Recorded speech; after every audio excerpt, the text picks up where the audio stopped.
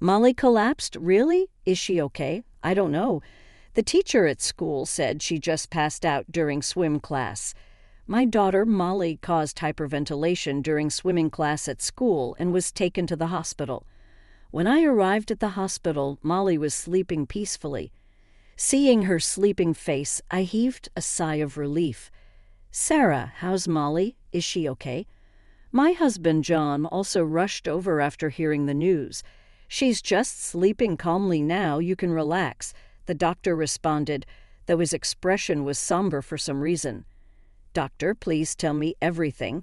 I pressed the doctor, almost scolding him. He seemed to make up his mind and asked, How is your daughter's relationship with her grandparents? Why do you ask such a question? I inquired about how well our daughter gets along with her grandparents. The doctor asked me again. I was at a loss to answer the unexpected question. Hey, doctor, stop insulting my father and mother any further, John said, shaking with anger. John had veins bulging on his forehead, and I could feel his rage. What's wrong with you? I was surprised by my husband's emotional display, as he usually doesn't show his feelings. Then I will tell you, and then, as a mother, I was struck by the devastating truth that came from the doctor's mouth. My name is Sarah Wilson, a 42-year-old office worker. I currently live with my office worker husband, our elementary school-aged daughter, and my in-laws, making it 5 of us in total. We originally lived separately from my in-laws. However, my job paid well, but during busy seasons, I would come home late at night. John, being in a management position, often prioritized work as well. John's parents were very focused on education, so even after joining the company, John was work-oriented, always aiming for greater heights. He was such a workaholic that he would continue working at home after he got home. As a result, both John and I often made our daughter, Molly, feel lonely. We have a good income, but I feel sorry for Molly because this makes her feel lonely, I said with a sigh during a discussion with him. Then John made a suggestion. If you're okay with it, Sarah, why don't we live with my parents? Actually, they have been suggesting this for a while. John's father, Michael, was an elite employee who worked for a major trading company for many years. John's mother, Elizabeth, was an educator who taught at a prestigious middle school until she gave birth to John. However, Michael had to take early retirement a few years ago due to worsening chronic illness. My mother-in-law supported the family as a stay-at-home mother after she quit her teaching job, but she started working part-time when my father-in-law retired. My husband and I have been sending a fixed amount of money to his parents every month. I've also been thinking about renovating the family home to make it duplex style. I think it's a good opportunity. Yeah, I think living in a house with a yard would be better for Molly than our current apartment. Molly's school would be better surrounded by nature than the urban area. We would discuss this every night after Molly had gone to bed, and then report our decision to my mother-in-law over the phone.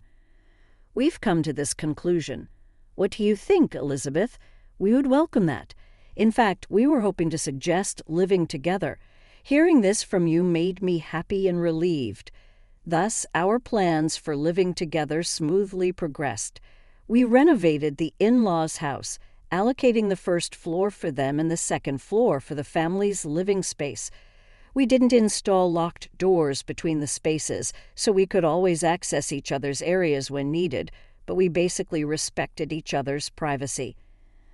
I also thought that since my husband and I often came home late from work, Molly wouldn't feel lonely anymore, as she could have dinner with her grandparents on the first floor. But every morning when I leave for work, I can't help but feel guilty towards my in-laws. Thank you so much for taking care of Molly all the time while John and I are at work. I express my gratitude. No problem. That's right, Sarah. Molly is our dear granddaughter. Don't worry about it, Michael said with a hearty laugh. Molly, make sure you listen to Grandma and be a good girl, I say before leaving. Yes, I see. Then I'm off.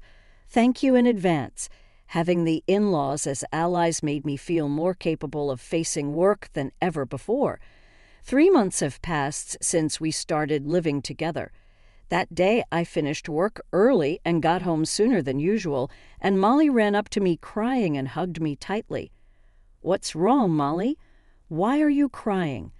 Elizabeth followed her and said, "It seems Molly is just so happy to see her mom," as she tried to stroke Molly's head. Molly shook her head vehemently, showing her displeasure. Elizabeth smiled sadly. "Molly, that's not okay. Grandma always helps you with your homework. It's sad for Grandma if you act like this.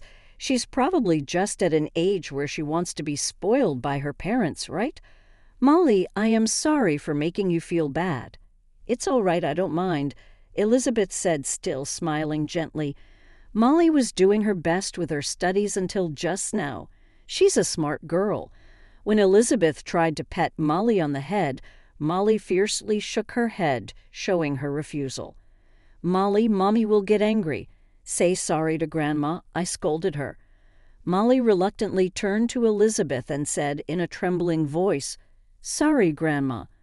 Molly usually seemed very attached to her grandparents, so at that moment I didn't think much of it, assuming she just didn't want to study because she wanted to play. It's me who should say sorry, Molly, I thought. I saw tears in Elizabeth's eyes, but realizing I was watching, she quickly covered it by laughing and saying, "Something got in my eye." As time went by, I realized that not only Elizabeth's behavior, but also Molly's was unusual. Molly often played alone even before living with her grandparents, but she had never clung to me and cried like that before, and yet she showed such an attitude towards her kind grandmother who always doted on her. Maybe Molly was experiencing troubles that we adults couldn't understand. As bedtime approached, I discussed it with John. If I cut back on work, I could spend more time with Molly. She might not feel so lonely, I suggested. "What are you saying now?" "We've discussed this many times and decided my parents are taking care of Molly, so there's no need to worry," John insisted, turning his back to me as if to end the conversation, and fell asleep.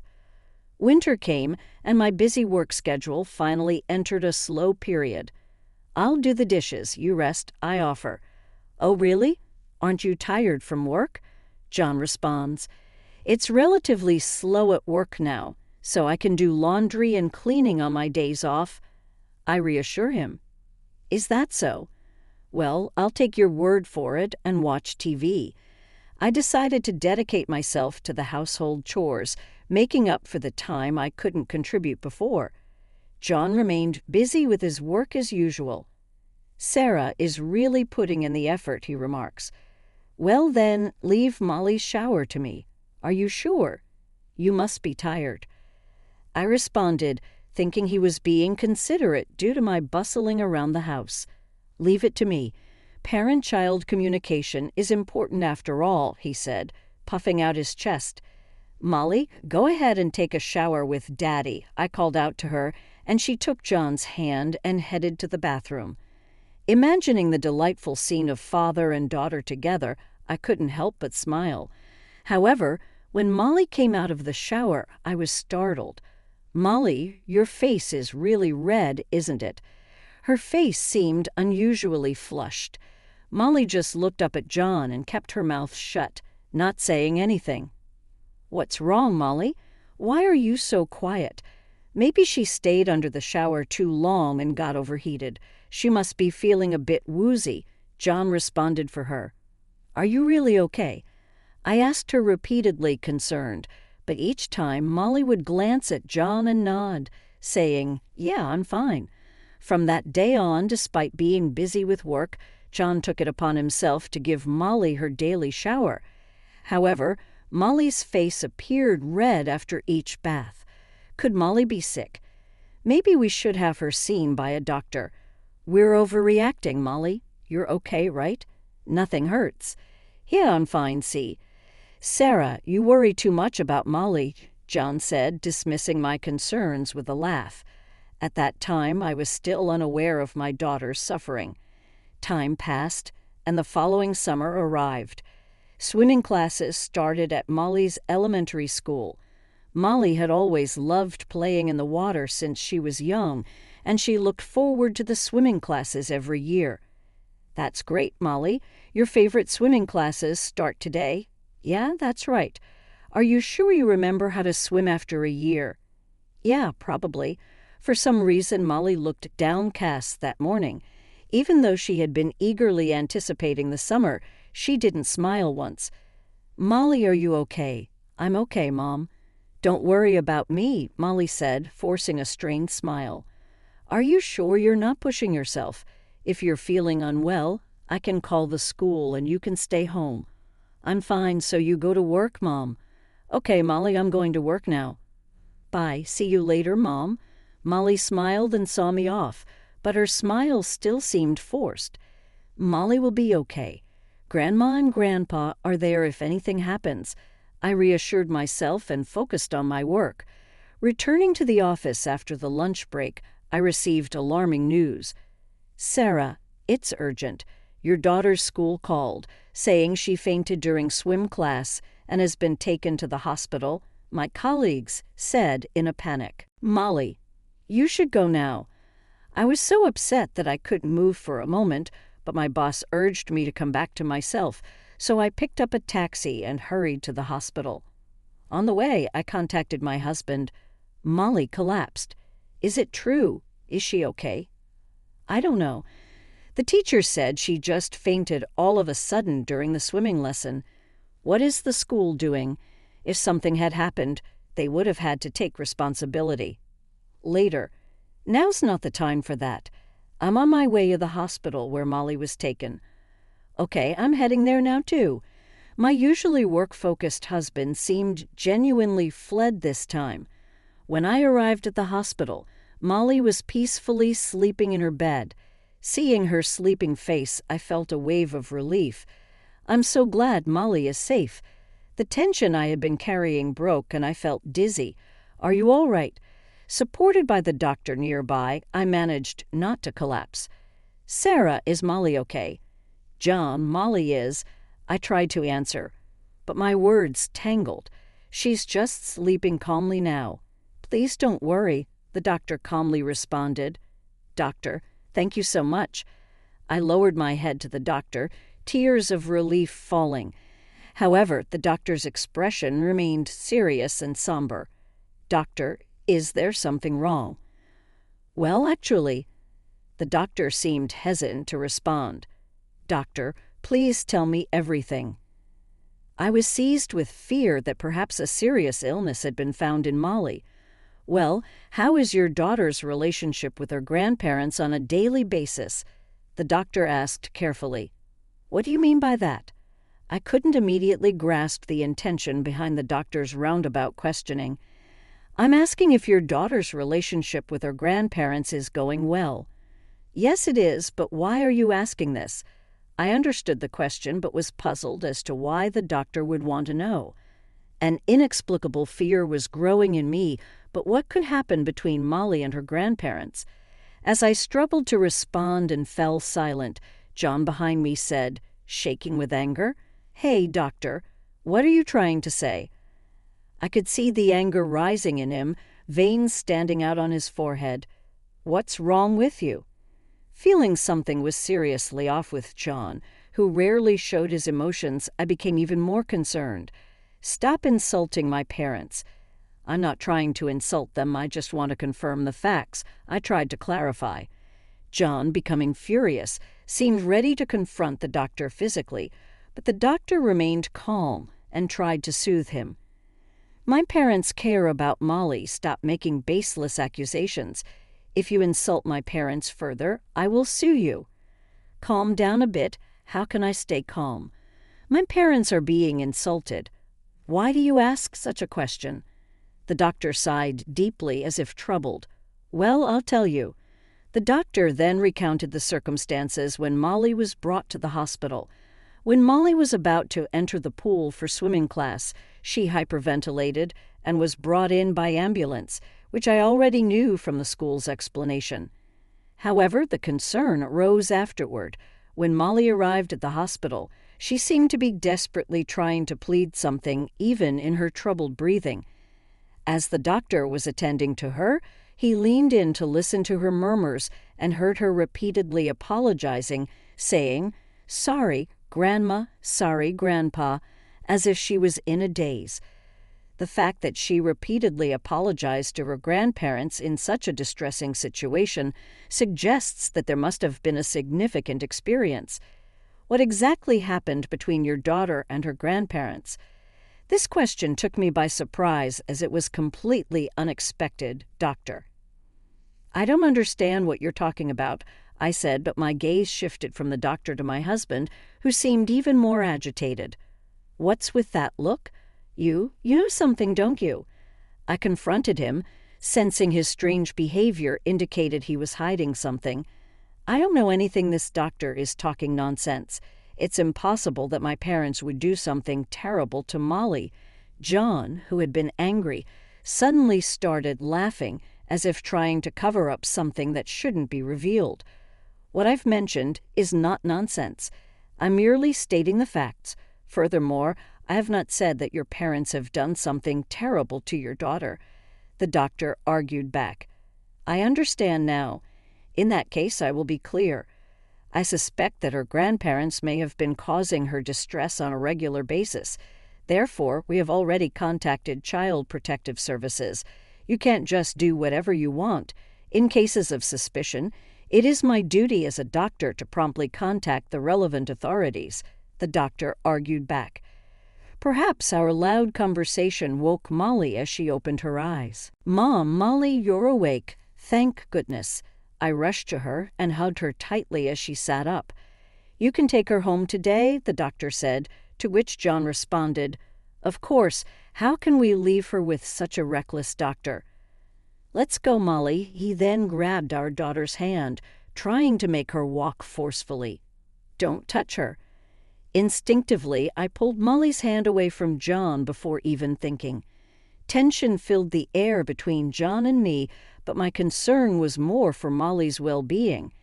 In the taxi ride home, John continued to rant, That doctor is all lies. He just wants to make my parents look bad. I couldn't take John's words seriously and remained silent. What, you doubt my parents too? It's not that, but Molly, have you been abused by Grandma and Grandpa? Yeah, no, I haven't, Molly says. See, Molly says she hasn't been mistreated. That doctor was just spouting nonsense, John insisted.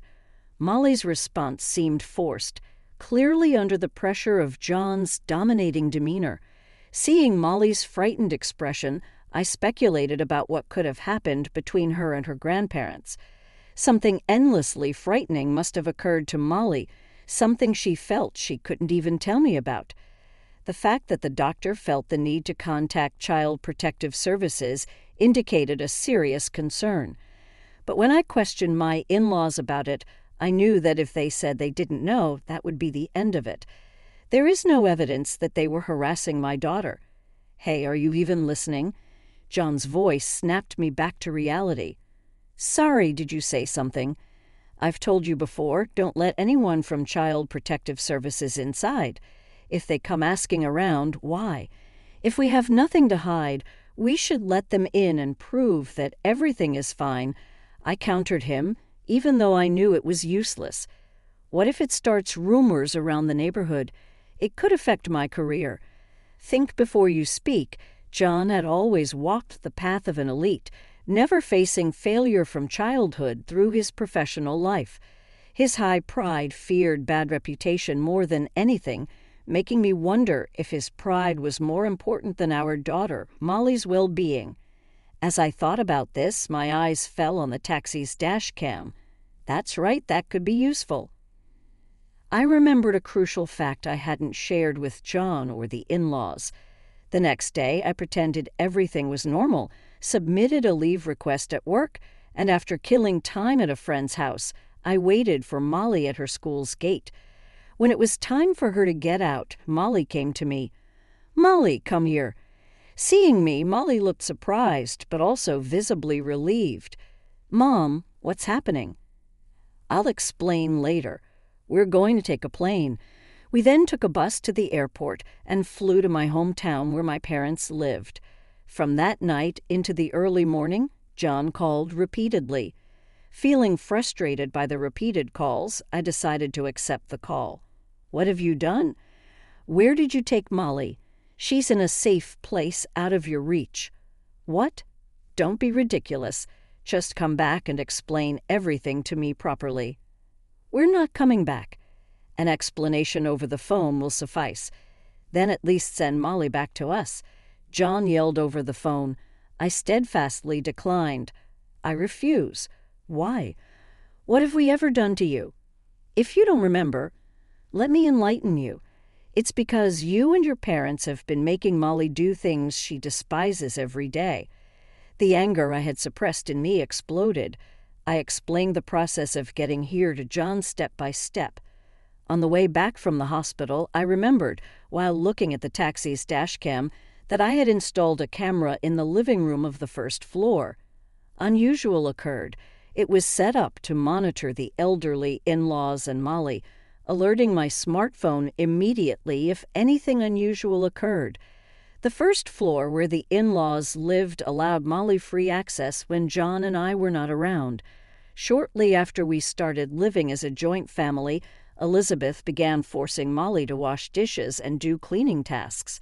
Initially, I thought it was just Elizabeth's way of teaching her granddaughter household chores, but Elizabeth never instructed her. She just watched Molly with Michael. Molly complied without complaints, completing the tasks as told. However, when Molly was about to go back upstairs after finishing, Elizabeth called her back, saying in a sorrowful voice, "Next, please clean the bathroom." "Thank you, but I have homework." "I'm sorry, but please do as you're told. If you can't, we can't let you live here.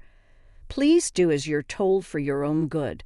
With that, Elizabeth grabbed Molly's wrist, seeming to force her outside against her will. "Do as you're told, Molly." Elizabeth's voice was clear on the surveillance camera, which captured sound well despite slight static. Elizabeth sounded sorrowful even as she commanded. "Grandpa, help me." Molly pleaded for help from her grandfather, Michael, who did nothing to reprimand Elizabeth and merely watched silently. Faced with this unbelievable reality unfolding in the video, I was speechless. The harassment from the grandparents towards Molly appeared to continue daily when I was not at home. I couldn't believe that the grandparents were doing such things behind my back. I kept the surveillance camera a secret but shared with John the harassment Molly faced from his parents, misinterpreting something. John angrily retorted, "Molly, after all the discipline," she still talked, "wasn't it enough? So you started everything, didn't you?" "What are you talking about? I mentioned your parents' actions, but I never said you were involved. You tricked me. That's despicable." "Who's the one who's been doing terrible things to our elementary school daughter?" I remembered the days when John insisted on giving Molly showers. "I know what you were doing during Molly's shower." I didn't have solid proof, but decided to confront him. It's education she didn't want to study anymore, and she seemed satisfied with her score on the test, so I just thought I'd give her a little re-education. Re-education? How can you even say that? Molly is terrified. I only told Molly she couldn't get out of the shower until she correctly answered my questions. John confessed his mistake. "You were mad when the doctor at the hospital asked about Molly's relationship with her grandparents, weren't you? But that wasn't to protect your pardons. You were afraid of being caught forcing your unwilling parents to do it. That's also why you refused to let Child Protective Services intervene. The surveillance footage clearly recorded John threatening his parents. The in-laws weren't willingly making Molly do things she disliked. Molly's face was always red because I wouldn't let her out of the shower for a long time. The shower experience became traumatic for Molly, turning water into her fear. Then on the day there was swimming class at school, Molly was traumatized again the moment she tried to enter the pool, triggering a panic attack. It's your fault she can no longer enjoy the pool she loves. So what? You don't understand my feelings. I don't want to know about it. My father was a top executive and my mother was a renowned educator locally, but I was always scorned if my grades dropped even slightly as a child. I don't want to feel that miserable ever again. That's why I was strict with Molly, to spare her from going through what I did. That's what I believe parental discipline was. With those words, John began to laugh with a sinister tone. I felt victorious inside when my father had to retire due to his chronic illness and came to me for financial help. I turned the tables on them. I told my parents I'd support them financially, but in return, they had to discipline Molly strictly. That was the condition under which I agreed to live with them.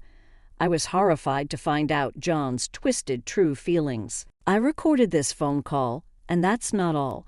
The surveillance camera has also recorded how you threatened your parents. Both their actions and voices.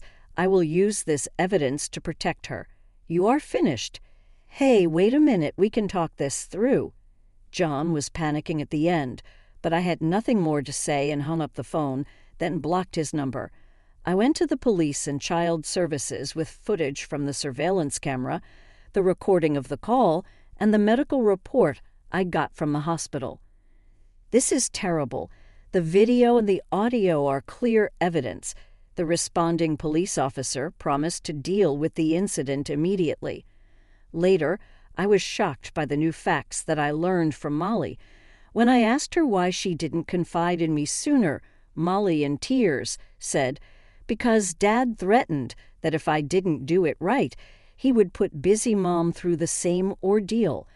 I don't want Mom to get hurt." John, her biological father, had been threatening her all this time, and to protect me, she had been keeping her fear and anxiety to herself, even though she was just a child. She was trying to protect me, her mother, even though she should have been the hardest. I hadn't noticed the pain my daughter was going through. Am I even a mother? Ashamed of myself, I hugged my sobbing daughter tightly. "I'm sorry, Molly, it was all my fault." "It's not your fault, Mom, because you saved me." Feeling her warmth, I couldn't stop my tears. "Of course, I'm on your side, Molly, no matter what happens. I won't leave you alone. I love you so much and I will always protect you." I vowed in my heart never to let her experience sadness again. Ultimately, the medical report and the recorded phone calls were decisive, and John was arrested for criminal injury. However, the in-laws were granted extenuating circumstances. Some time passed after that incident. The gaunt faces of my in-laws, Michael and Elizabeth, showed up at my parents' house. "I'm so sorry, Sarah and Molly. It's too late for us to apologize now, but we are truly sorry. We knew it was wrong, but we just couldn't refuse his demands. We are such terrible grandparents. Please lift your heads, Michael, Elizabeth. From the videos, it's clear you were coerced by John into mistreating Molly. To be honest, I felt like blaming my in-laws, but blaming them wouldn't change anything." Michael apologized deeply, perhaps because he understood my feelings. He had a chronic illness that should have hurt his legs, but he stood upright with his face contorted. Even though we were threatened, the fact that we did something terrible to our dear granddaughter is true. We don't expect forgiveness, but we just wanted to apologize, eyes to Sarah and Molly. Maybe in the end, we just wanted to ease our own feelings. Molly ran over and gently patted the backs of Michael and Elizabeth. "Grandpa and Grandma, I'm not mad at you. Thank you for teaching me homework." Molly's words broke them down and they didn't look up. It seems to say that they have no right to show their faces to their granddaughter. Molly told them they could come to see her any time, but after that, my in-laws never appeared before us again. 5 years have passed since then, and Molly has become a middle school student. Currently, Molly and I now live with my parents. I explained the situation to my company, and they allowed me to switch to primarily remote work. Although the local police are ready to respond if John shows up, I still can't shake off my anxiety. I've attended security seminars and bought security gadgets to strengthen the security at home. I make sure to drop off and pick up Molly from school to protect her. Molly has slowly started to regain her smile. Recently, she began helping my father with the gardening he started as a hobby after retirement. "Grandpa, look at this big potato we harvested." "Wow, that's a big one, Molly. How about we make some potato salad with your mom tonight?" "Okay, we'll do that." Living with Molly, my parents seem to have rejuvenated both in spirit and appearance. Just as Molly tried to protect me, I want to protect her with all my might from now on. Watching Molly's carefree smile,